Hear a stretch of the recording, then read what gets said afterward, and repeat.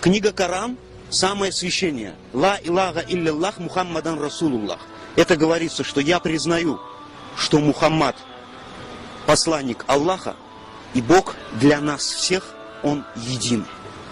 И некоторые структуры, которые, может быть, мне не нравится в данный момент, что ни один губернатор не сможет остановить то, что, наоборот, этот губернатор только ужесточит эту проблему.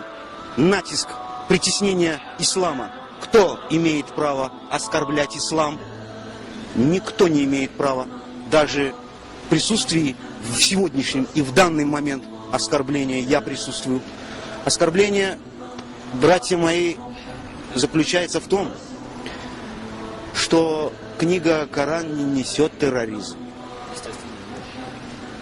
Книга Коран несет любовь, процветание, понимание Всевышнего Творца.